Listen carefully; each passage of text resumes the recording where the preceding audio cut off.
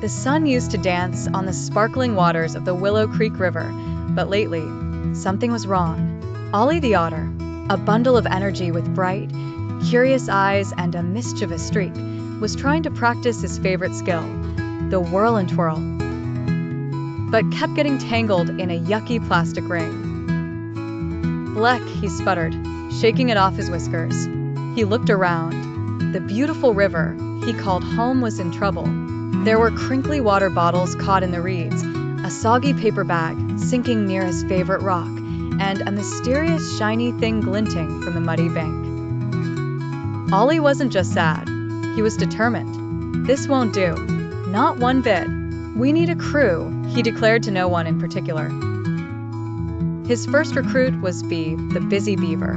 Bea was an engineer at heart, always building and fixing her dam. "A cleanup crew," she said, tapping her tail thoughtfully. "I suppose we could construct a filtration system, or at least a nifty debris-collecting raft. Count me in." Next, Ollie found Patience the great blue heron, standing statue-still in the shallows. Patience was wise and observant, with a long beak perfect for precision work. "A mess indeed," she said in her slow, graceful voice. "I have seen the fish avoiding the glittery bits.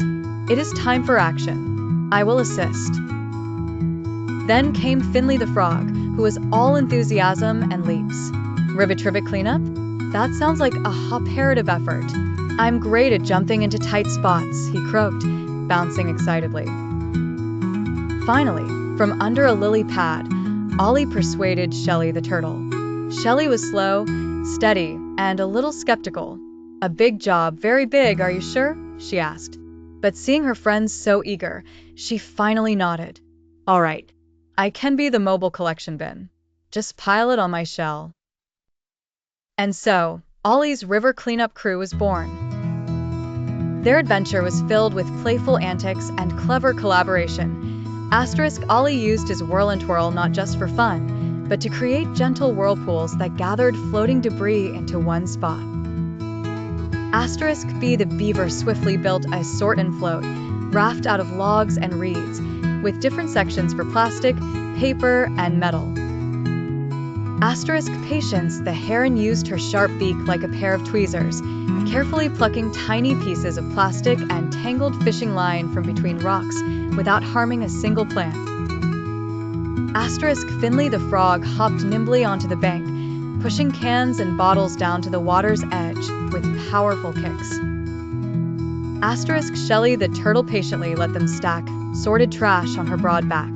When her shell was full, she'd ferry it to the collection point they'd made on the shore. They turned work into games.